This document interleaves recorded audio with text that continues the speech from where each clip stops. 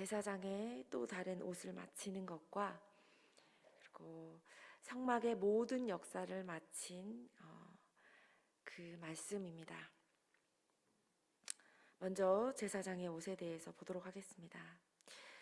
어제부터 시작해서 제사장의 옷에 대한 말씀을 들으시고 기도하셨을 거라 생각되어집니다. 오늘은 제사장의 또 다른 옷, 그러니까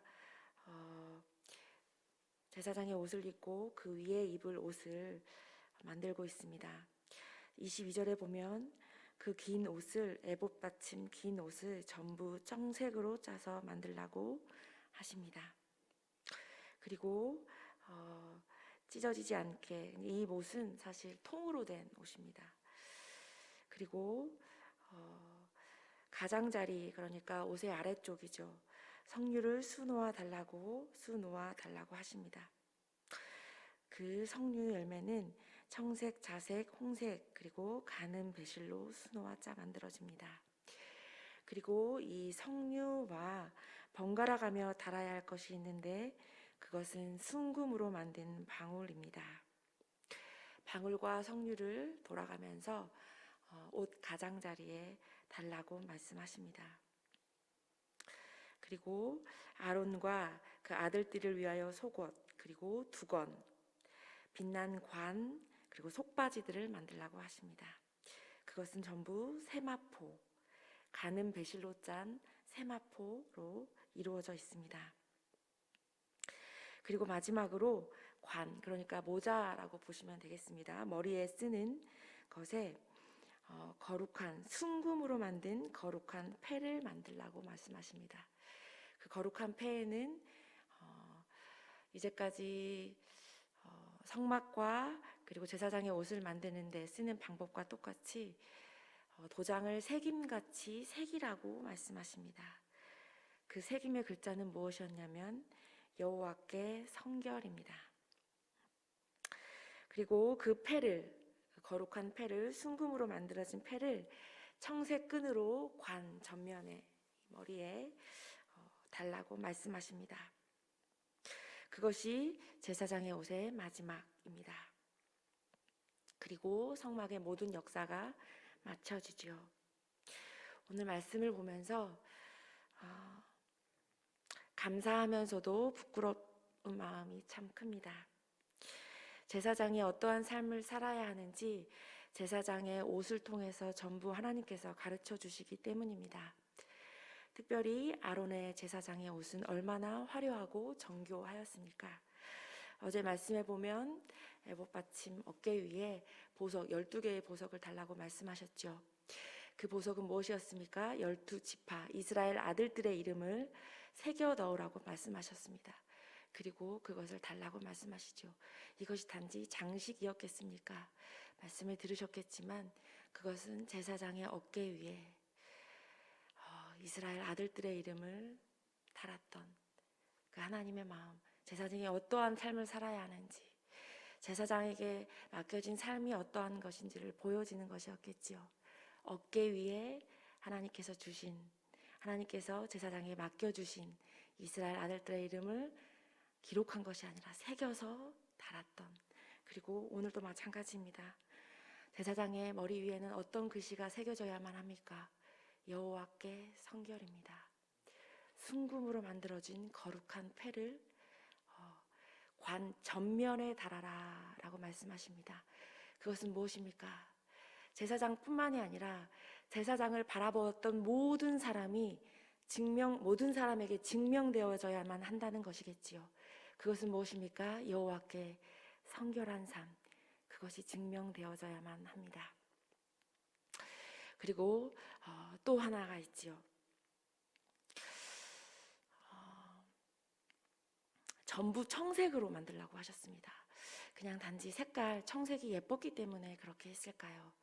제 마음에 주신 하나님의 감동은 청색, 하늘색, 천국을 뜻하는 것이 아닐까라는 마음이 들었습니다.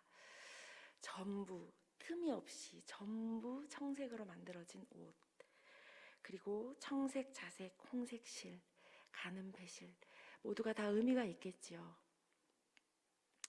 그리고 세마포 속옷도 의미가 있습니다. 단지 세마포가 땀을 흡수하기 좋고 그런 천이어서 제사장이 일할 때 입기 좋으라고 하나님께서 세마포 옷을 지으라고 하셨을까요? 성경에는 여러 가지 영적인 의미가 담겨 있다고 믿습니다. 세마포 옷은 계시록에 등장합니다. 계시록 19장에 보면 어린 양의 혼인잔치에 대한 이야기가 나옵니다. 어린 양의 혼인잔치에 신부가 단장을 하고 준비하였다라고 합니다. 아름답게 잠당하고 있는 신부가 어떤 옷을 입었나요? 빛나고 깨끗한 세마포를 입고 신부가 단장하였다고 성경에 분명히 기록되어 있습니다. 그리고 세마포는 성도들의 옳은 행실이더라 라고 성경에 기록되어 있습니다. 그러므로 제사장이 속 안에 입어야 했던 옷은 세마포, 즉 성도들의 옳은 행실로 그의 죄된 몸, 육체를 가려야 했던 것입니다. 세마포로 가린 이후에 제사장의 겉옷을 입을 수 있었습니다. 하나님께서 오늘 우리 모든 성도들에게 가르치시고 명령하신 것이라고 믿습니다. 그리고 금 방울을 달아야 했습니다. 순금으로 방울을 만들고 성류와 방울이 돌아가면서 옷 아래 가장자리에 달라고 말씀하셨습니다. 제사장이 걸을 때마다 금 방울 소리가 났을 것입니다. 이것은 무엇일까요? 금 방울 소리가 예뻐서 혹은 장식품으로 그렇게 달라고 하셨을까요? 순금은 거룩하고 순결함을 뜻합니다. 그리고 이것은 하나님의 말씀을 뜻합니다. 금 방울, 제사장이 걸을 때마다 금 방울 소리를 내었다는 것은 그 자신이 금 방울 소리를 들은 것뿐만 아니라 제사장이 걸어가고 있구나, 제사장이 있구나라는 것을 사람들이 알리는 것이겠지요. 방울 소리가 났기 때문에 사람들도 다 제사장을 있구나, 제사장이 지금 어떤 일을 하고 있구나 알았을 것입니다. 그것은 무엇일까요? 아까도 말씀드렸듯이 말씀이 증명되는 제사장의 삶, 그것은 자신에게 뿐만이 아니라 제사장을 삶을 보는 모든 사람들이 말씀을 삶으로 이행하는 제사장을 보게 된다는 의미가 있겠지요. 그것이 증명되어야 된다는 의미가 있겠지요. 제사장의 삶이 이루어야만 했습니다.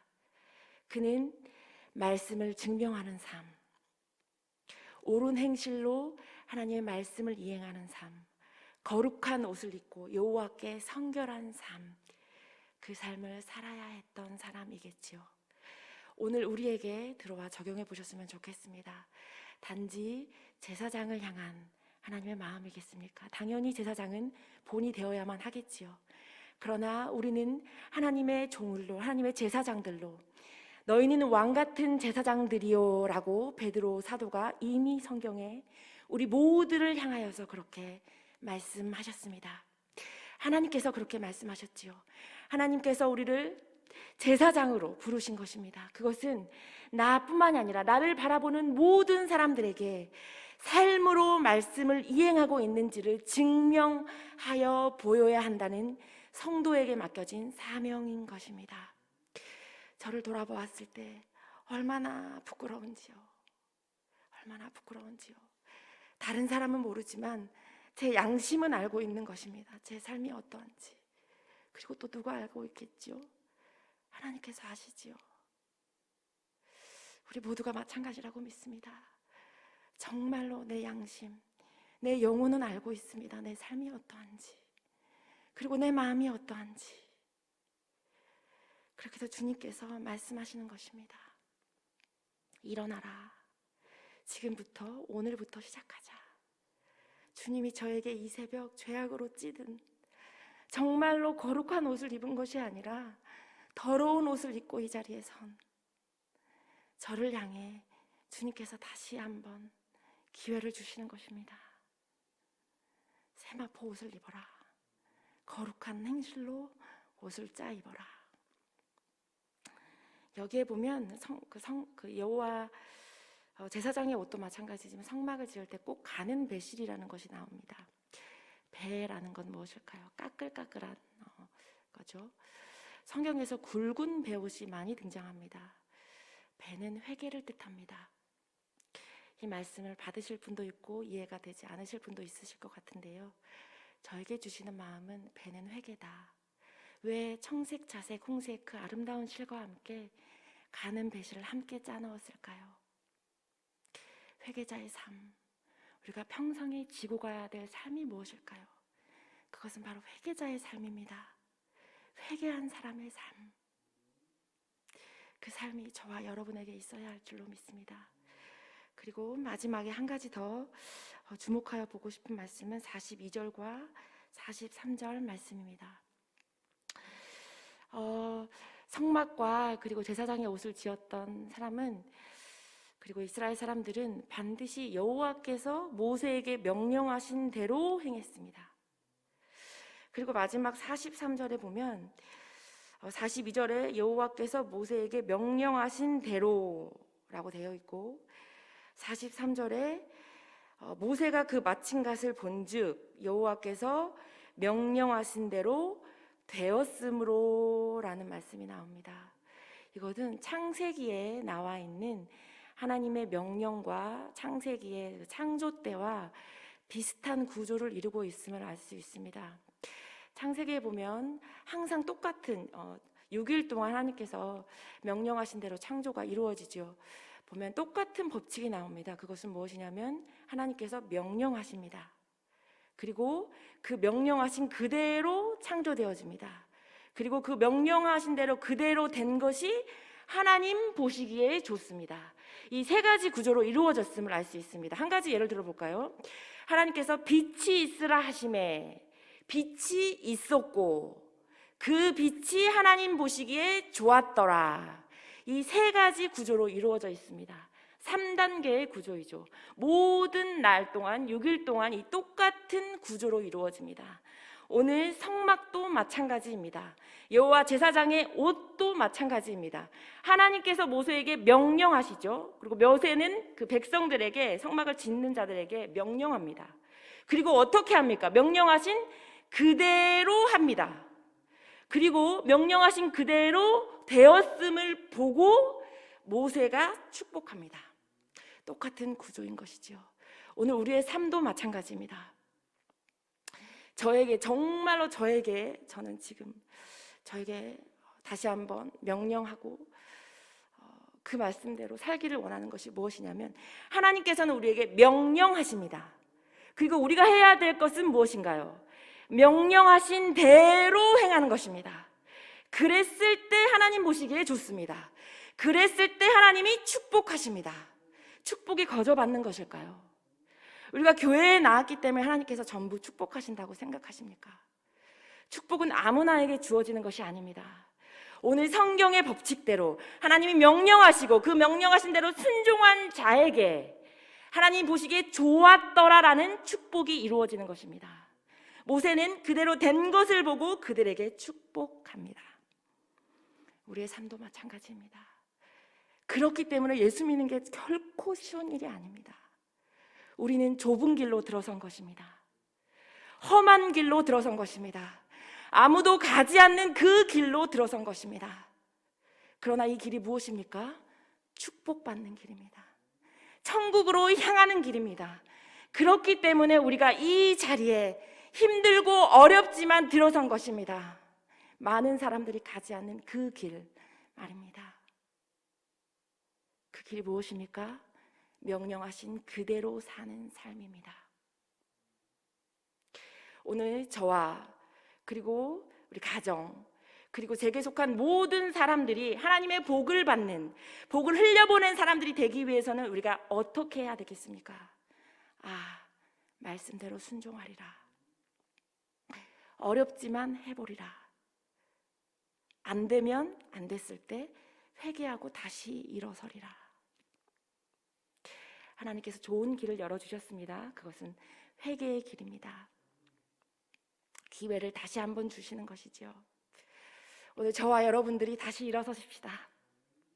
어제와 삶과 상관없이 오늘 하나님의 명령에 순종하시기로 다시 한번 결정하십시다. 우리의 입술과 눈과 귀와 생각과 마음이, 그리고 행함이 전부 순금처럼 하나님 말씀하신 그 말씀을 이루어드리는 아름다운 삶이 되었으면 좋겠습니다.